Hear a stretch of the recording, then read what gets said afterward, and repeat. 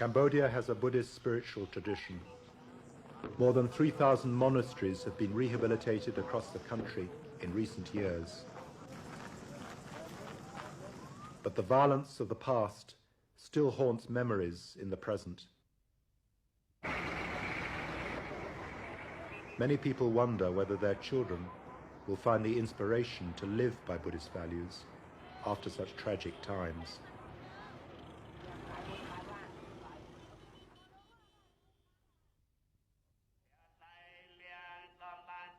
The relevance of Buddhist practice to the needs of Cambodian society has been re-emphasized since the UN-sponsored elections in 1993.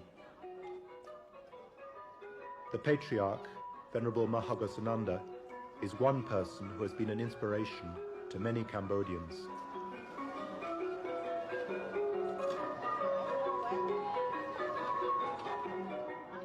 He teaches that great suffering can give rise to great compassion, and that compassion gives rise to peace.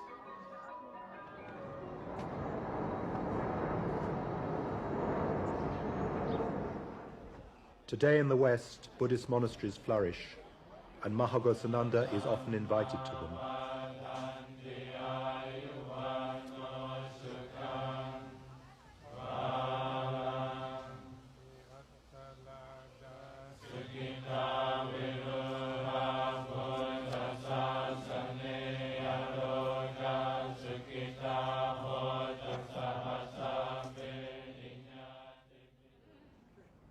He works with people of many religious backgrounds for peace in the whole world.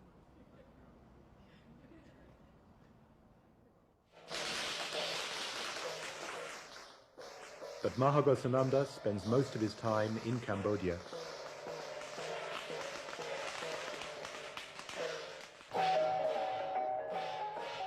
He travels from province to province and from village to village.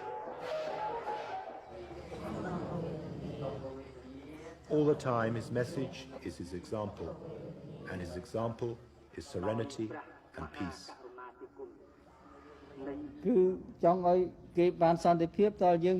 If we want other people to find peace, we have to have peace ourselves first. If we haven't got peace, how can we give peace to others? We should give an example for others to follow. We distribute a lot of books, though we don't know whether people read them or not. People often complain that the truth does not help them, but if they only read books on truth without practicing what is written, then there will be no result. If you've got rice and don't eat it, you stay hungry. If you don't drink, you stay thirsty. How can Buddhism help society? Buddhism can help in three ways. Through people refraining from evil actions, performing good actions, and purifying their minds. One way in which Mahagosananda helps to spread a message of peace through society is with the Dhammayatras, the peace marches. In a Dhammayatra, monks and nuns leave their temples and travel across the country on foot. In so doing, they remind the population that loving kindness, compassion, and forgiveness can contribute to the healing of Cambodian society.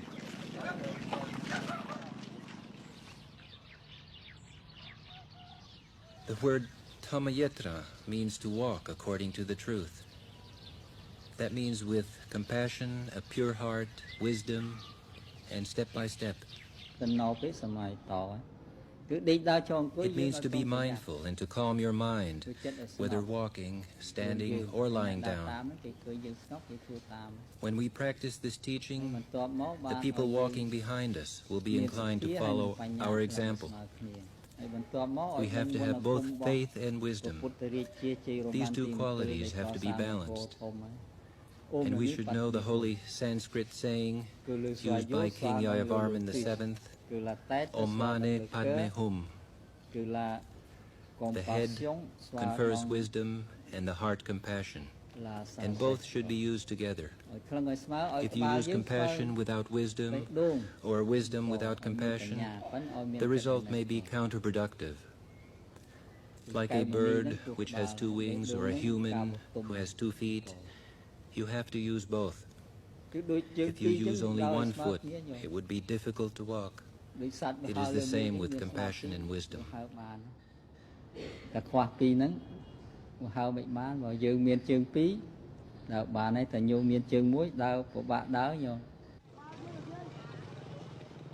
In 1993, during the run-up to the first elections in Cambodia in 25 years, the Venerable Mahaghosananda led a 3-week-long Dhammayatra from Angkor Wat to the capital, Phnom Penh.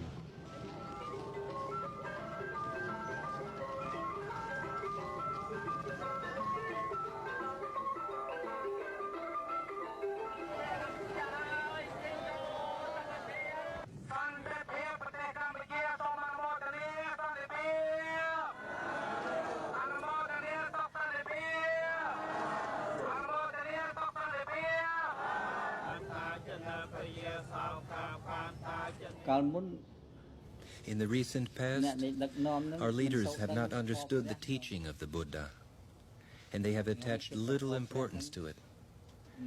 Now they acknowledge that the Dhamma will bring happiness to ourselves, our family, our society, our nation, and the whole world.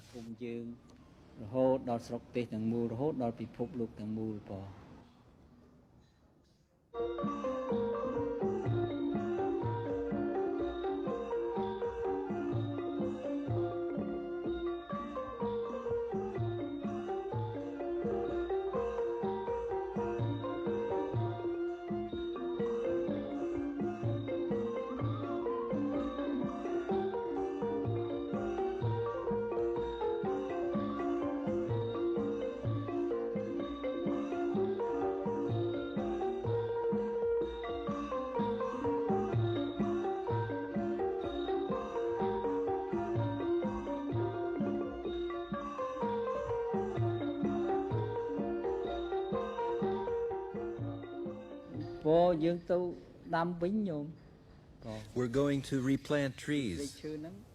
The king, the father of the nation, has said that we should do this because it will help the rainfall. We live in the environment. If the environment is not healthy, then we cannot live properly. At times there is too much smoke or too much dirt. The forest helps to purify the air and regulate the rainfall.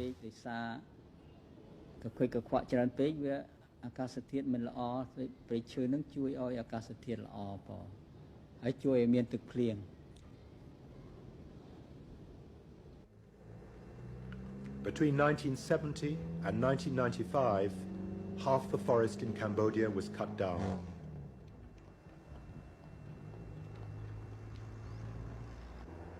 Trees as old as the medieval civilization of Angkor have been felled and exported.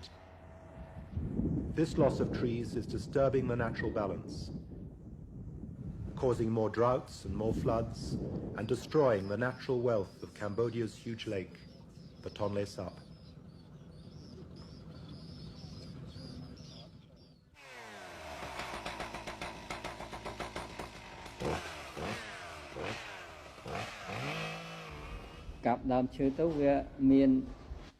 We have to explain that felling trees will lead to very bad consequences for the people who do it, for their families, their country, and for the people of the whole world. But if we look after the trees, then the consequences will be beneficial. The universe has interrelations. If we're suffering, then another part of the world suffers as well. If we have drought, then another part of the world will also experience problems.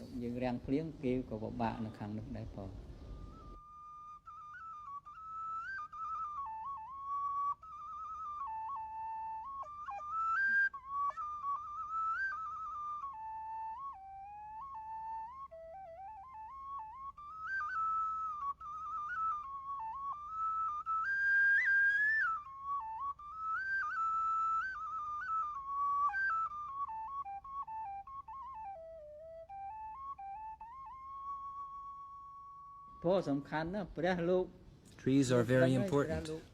Like in the life of the Buddha was born under a tree, he found enlightenment under a tree, and he passed away under a tree. Our houses are built of timber, and trees provide us with fruit. We owe a lot to trees and to nature in general. Nature is very important.